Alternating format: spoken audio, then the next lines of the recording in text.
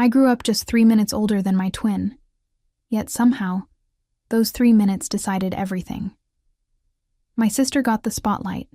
Praise, trips, gifts, attention. I got leftovers, ignored and invisible. Graduation was the breaking point. While she celebrated in Miami, I held my diploma in silence, feeling the weight of being unseen. That night, I overheard something that changed everything. My parents weren't proud of me. They barely noticed I existed. From that moment, I promised myself I wouldn't stay invisible. I would build a life so bright, so undeniable, that they couldn't ignore me, no matter how hard they tried. My name is Victoria Morgan, and I'm the older twin by exactly 3 minutes. 3 small, meaningless minutes that somehow turned into a lifetime's difference, because in our home, those 3 minutes didn't make me the firstborn. They just made me the forgotten one. My sister Tiffany was the golden child, the pride of the Morgans. And me, I was the extra, the backup plan, the shadow she never even noticed behind her. We grew up in a glossy Denver condo high, above the noise of the city, the kind of place that looked picture perfect on the outside. Mom Nancy ruled her marketing firm from her phone like a general commanding an army, while Dad Douglas hid in his office coding for some startup I could never remember the name of. People used to say we were the definition of a successful modern family. But what no one saw behind those glass walls was the truth. Fairness didn't live there. It never had. Tiffany got the spotlight. Designer dresses, ballet recital, coding camps, weekend getaways, endless praise. Every little thing she touched was celebrated. I got leftovers, hand-me-downs, a cracked old laptop, and a polite nod when I did something worth noticing. To my mother, Tiffany wasn't just a daughter. She was a brand.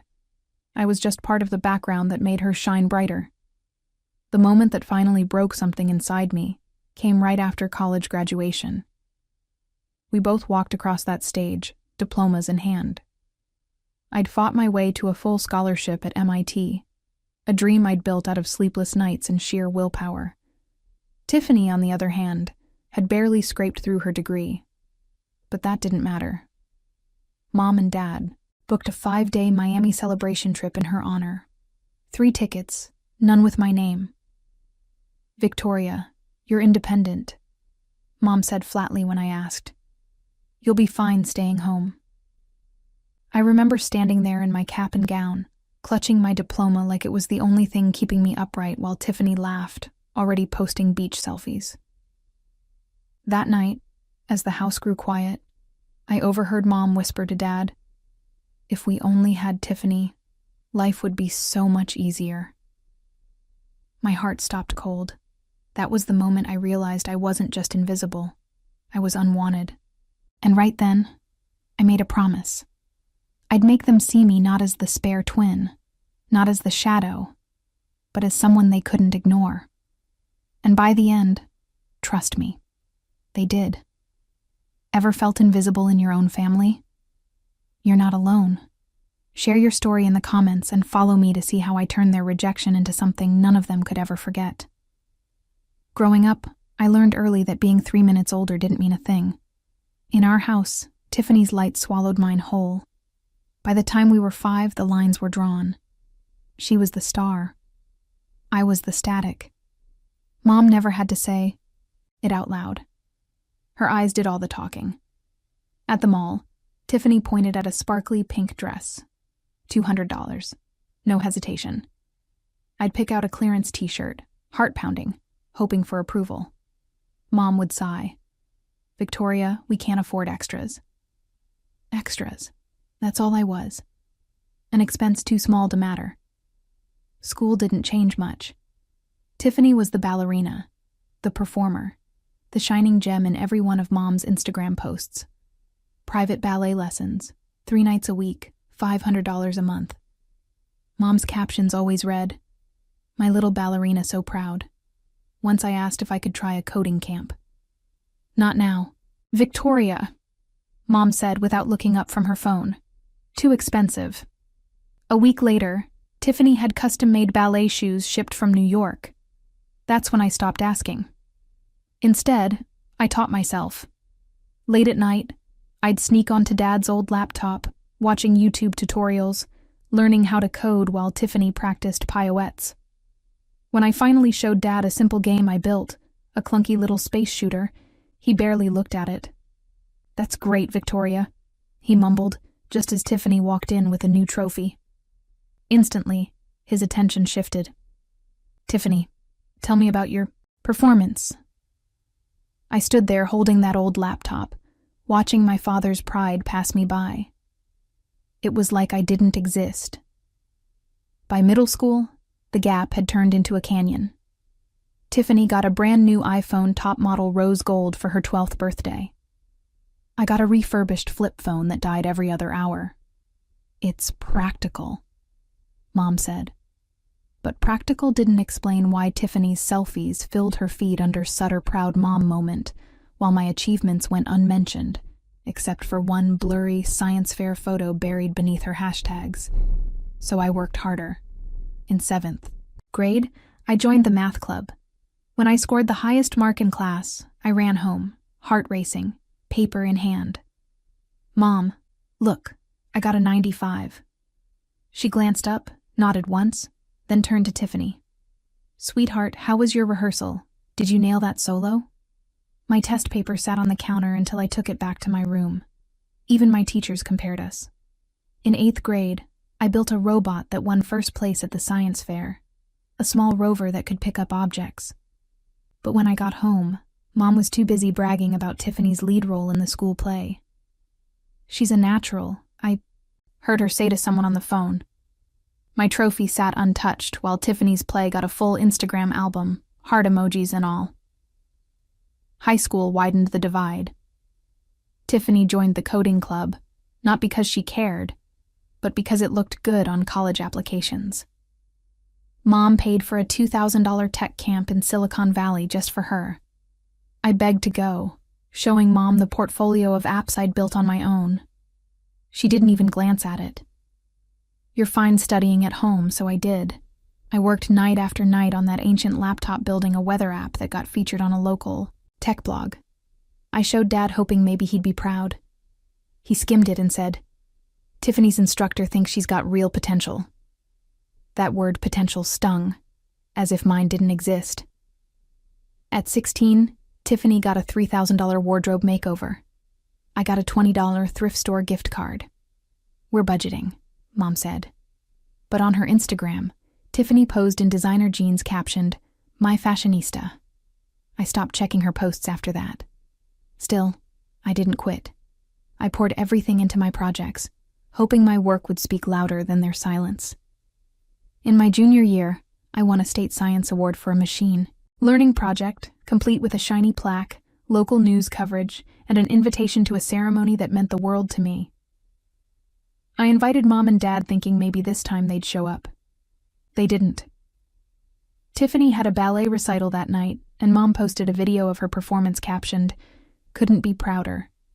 My award sat in my backpack unmentioned while Tiffany's recital got a family dinner steak wine. The works. A few weeks later, I saw a flyer for a national tech workshop, a chance to pitch my apps to real developers. I begged Mom to let me go. $500 for registration.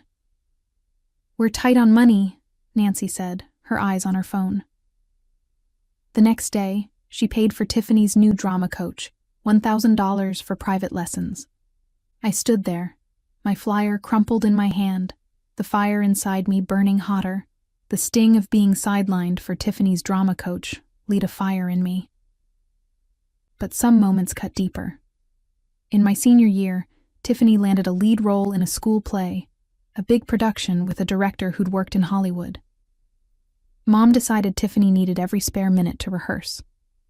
So, she handed me a list of chores to help out. Dishes, laundry, grocery runs on me, so Tiffany could perfect her leans. One evening, I was scrubbing pots in the kitchen while Tiffany practiced her monologue in the living room, Mom coaching her every word. "Victoria, keep it quiet." Nancy snapped when the dishes clinked in. Tiffany needs to focus. This could be her big break. I gripped the sponge, my knuckles white, wondering why my time was worth less than hers. That night, I couldn't sleep. I slipped downstairs for a glass of water, my mind stuck on Mom's words. The condo was quiet except for a low murmur from the living room. I froze. At the top of the stairs, hearing Mom's voice sharp, but hushed. "Douglas, if we only had Tiffany, life would be so much easier," she said. My breath caught. Dad didn't push back. "Yeah," Douglas muttered. "Victoria is so independent. She doesn't need us like Tiffany does." My heart felt like it was being crushed. I wasn't just overlooked. I was unwanted. A burden they wished they could shed. I tiptoed back to my room, my hands trembling, and pulled a notebook from under my pillow. I started writing every chore I did for Tiffany. Every time they chose her over me. Every moment I felt invisible, that notebook became my armor, holding the pain I couldn't voice. The next morning, it played it cool. I smiled at breakfast, passed the orange juice, and nodded as Mom gushed about Tiffany's rehearsal. But inside, I was changed. Those words, "if we only had Tiffany," looped in my head, slicing deeper each time. I stopped chasing their approval and doubled down on my own goals. I aced AP classes, led the coding club, and built an app that landed on a national tech blog. My teachers noticed Mr. Gary Simmons, my coding teacher, called me a game changer in front of the class. But at home, it was all about Tiffany's path to stardom. I won a national tech scholarship, $10,000 for an AI project on urban planning. But I didn't tell Mom or Dad. I knew they'd be too busy driving Tiffany to her next rehearsal. The hurt wasn't just being ignored. It was Thales they told to justify it. At a parent-teacher conference, Mr. Simmons praised my work to Nancy. "Victoria's talent is rare," he said, his voice firm. Nancy nodded, her smile thin. "She's always been so independent." She said like that excused everything. Later I overheard her on the phone with a friend. "Tiffany's the one with real charisma. Nancy said Victoria just sticks to her computer. Nothing extraordinary." I stood outside her office, fists clenched, wondering how she could dismiss me after Mr. Simmons' words. It wasn't just neglect. It was like I didn't exist. One night, I hit my breaking point. I needed answers. Something to explain why I was never enough. I snuck into Mom's home office after she'd gone to bed, her laptop still on. I wasn't sure what I was after, but I dug through her email, skimming past work stuff and Tiffany's rehearsal schedules. Then I found a buried thread in a folder labeled personal. The sender's name stopped mold. Heather Walsh, Mom's younger sister. I'd heard her name maybe twice always, with a bitter edge from Mom. Females were old, full of tension about fairness and favoritism. Heather wrote, "Nancy, you're blind to how you treat Victoria. It's unfair." Mom's reply was icy. "Stay out of my family, Heather, you don't get it." The thread ended there. No more replies. My heart pounded. I had an aunt who saw my pain. Someone Mom had shut out for telling the truth. I sat there staring at the screen, my mind racing. Heather's email had an old address in Boulder, an hour from Denver. I scribbled it down, my hands shaking. For the first time, I felt a flicker of hope. Not for Mom or Dad's love, but for someone who might actually see me. I didn't know Heather, but I knew I had to find her. That email was a lifeline, a way out of the lie that I was nothing. I shut the laptop, slipped back to my room, and tucked the address into my notebook. I wasn't sure what was next, but I knew I wasn't alone anymore. Finding Heather's email changed everything. That weekend, while Mom and Tiffany were off at another rehearsal, I took a bus to Boulder, an hour from Denver. My hands shook as I clutched the scrap of paper with Heather's address, my heart pounding with nerves and hope. What if she didn't care? What if she was like Mom? I pushed those fears aside and knocked on the door of a small, cozy house with a tidy front yard. A woman in her late 30s answered. Short brown hair, warm eyes, a coding textbook under her arm. "You must be Victoria Heather," said her voice soft but sure, like she'd been expecting me. I nodded, my throat tight, and she pulled me into a hug so warm it felt like she was holding on to a lost piece of herself. Inside Heather's house was nothing like our cold condo. Bookshelves overflowed with coding manuals and sci-fi novels. A laptop hummed on her kitchen table next to a steaming coffee mug. She sat me down, poured me tea, and asked about my life. Not just school, but me, the real me. I spilled everything. Mom's favoritism, Dad's indifference, the chores I did so Tiffany could chase her dreams. Nancy was always like that. Heather said, her voice heavy with regret. When we were kids, she needed Toby the star. I called her out for how she treated you, and she cut me off. Hasn't spoken to me in years. I sat there, my tea cooling, realizing Mom hadn't just erased me. She'd erased anyone who challenged her. Heather didn't just listen, she became my mentor. A freelance programmer for startups, she saw potential in me. Mom never did. "You've got a real gift," she said, scrolling through my weather app on her laptop. She started teaching me advanced coding, Python frameworks, machine learning tools I'd only read about online. We'd spend weekends in her home office debugging code, laughing over my rookie mistakes. For the first time, someone believed in me without me having to beg for it. One afternoon after we'd finished a tough algorithm, Heather handed me a small box. Inside was a key fob with a Tesla logo. "It's a Model 3, she said, pointing to a sleek white car outside. "For you, Victoria, your own path." My eyes stung. Not from pain, but from trust. $40,000 worth of trust Mom and Dad never gave me. I kept the Tesla at Heather's, not ready to bring it home. Instead, I took a part-time job at a tech library near school, organizing coding workshops for kids and shelving books on AI.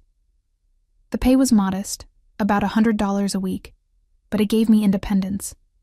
I'd spend evenings there sketching ideas for a new AI project, one that could optimize energy use in cities. Heather helped me refine it, and I submitted it to a national science scholarship.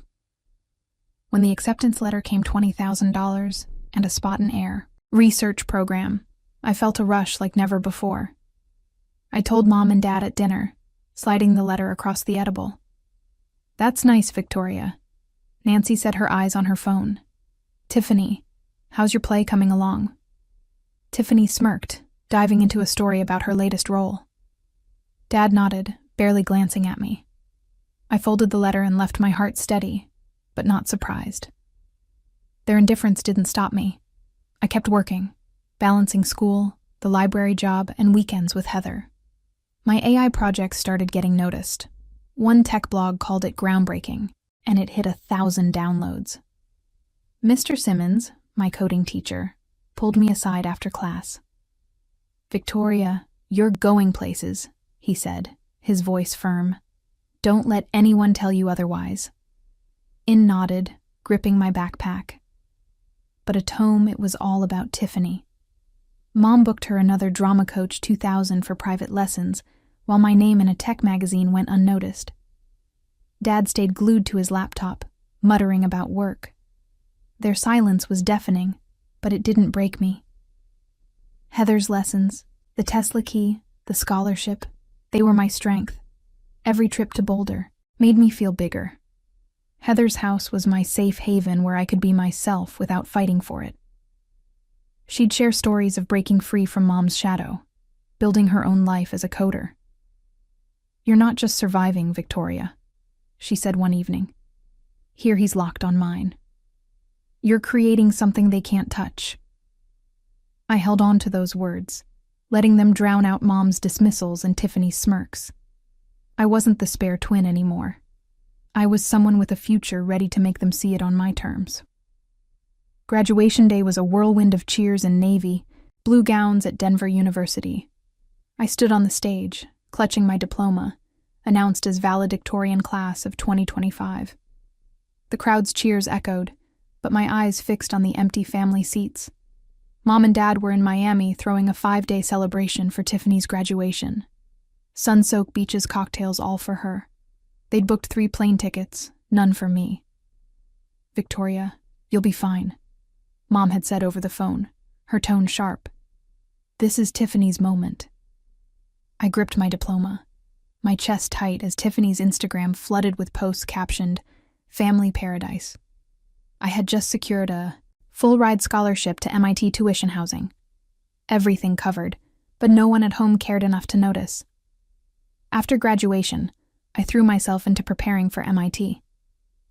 I spent days in my room finalizing my enrollment forms and joining online workshops for incoming students. One session, a virtual panel with MIT professors, had me presenting my AI energy-saving model to a group of tech recruiters.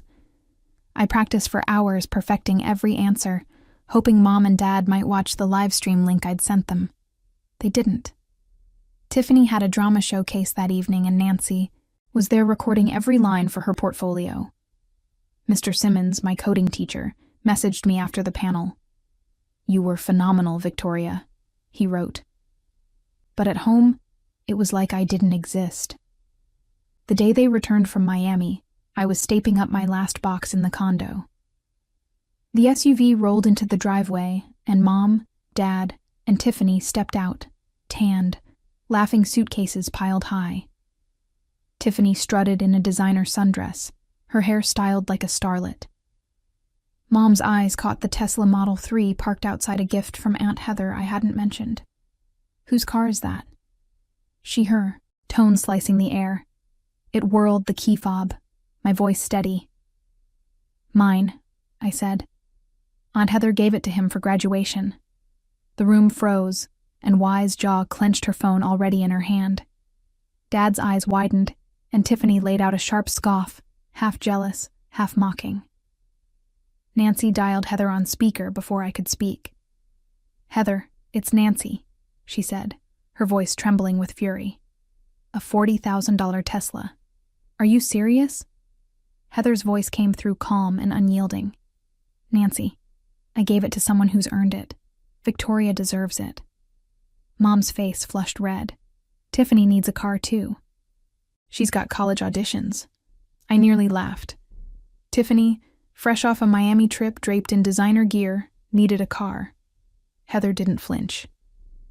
"You've given Tiffany everything, Nancy. Victoria's been invisible to you for years." The call ended abruptly, Mom's hand shaking, her phone still gripped tight. Dad stepped forward, his voice low. "Victoria, that car is too much," he said. "Tiffany could use it for her acting gigs. It's only fair." I stared at him, my pulse racing, but my resolve ironclad. "I'm keeping it," I said, my voice cutting through the silence. "I've earned it," and Y's eyes flashed. "Don't be selfish," she snapped. "We're a family. You need to support Tiffany." I reached into my bag, pulling out an envelope. "This is my MIT scholarship," I said, sliding it across the table. "Full ride, tuition, housing, everything. I leave next week." Their mouths opened, no words coming out. Tiffany's phone slipped from her hand, her smirk vanishing. I wasn't done.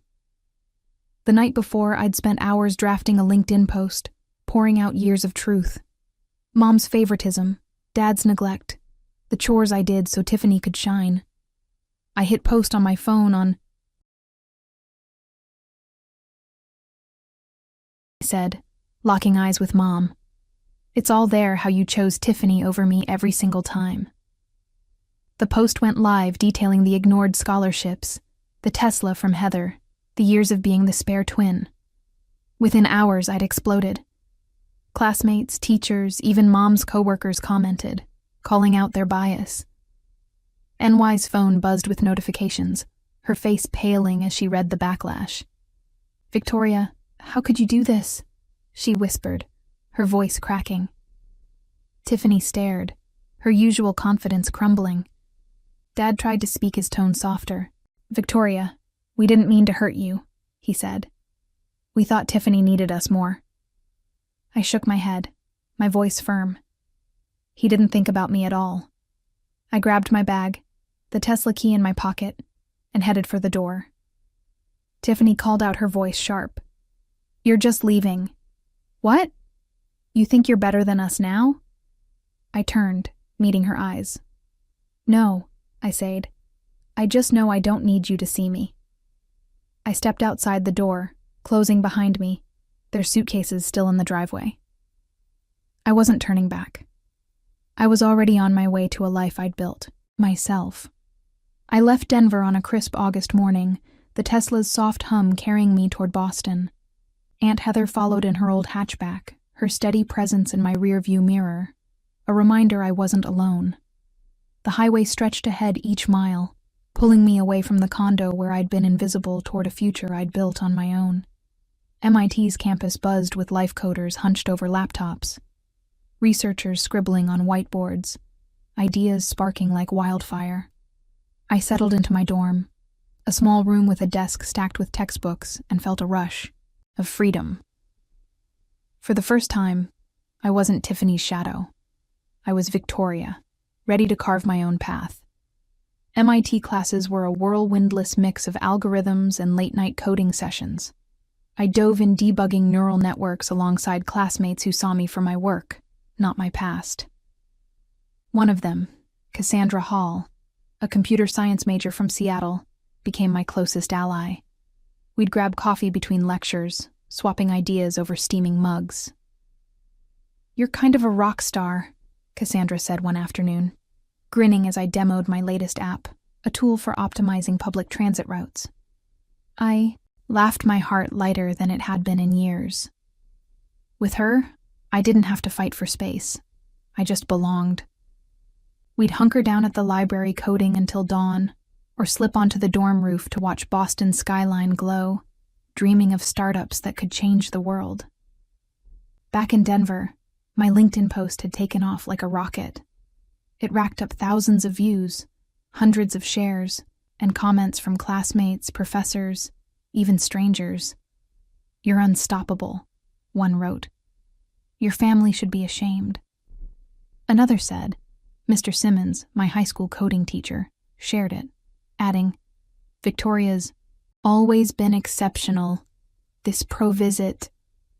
The post hit Mom's professional circle, her colleagues, clients, even her boss, sparking whispers that reached her office. Cassandra kept me updated, her eyes wide as she read the latest reactions. "Your mom's getting called out hard," she said, half amused, half stunned. I didn't revel in it, just felt quiet resolve that the truth was out, no longer trapped in my notebook. A month into MIT, my phone pinged with a text from Mom. "Victoria, can we talk?" It read, her tone softer than I'd ever known. "We're sorry we didn't see how much we hurt you. Can we fix this?" It stared at the screen, my thumb hovering over the reply button. Part of me wanted to believe her, to hope for a family that valued me. But then I heard her voice again. If we only had Tiffany and saw the years of chores, ignored apps, and empty seats. I set the phone down. No response. I wasn't bitter, just done chasing their love. I had Aunt Heather, Cassandra, and a future I'd forged myself. I took a part-time gig at a Boston tech startup coding algorithms for sustainable urban systems. The pay was modest, $200 a week, but the work felt right. I'd spend afternoons tweaking transit models my Tesla parked nearby, a quiet symbol of Aunt Heather's belief in me.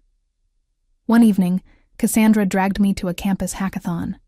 We teamed up, built an app for real-time traffic analytics, and took first place, $5,000 in a pitch to investors.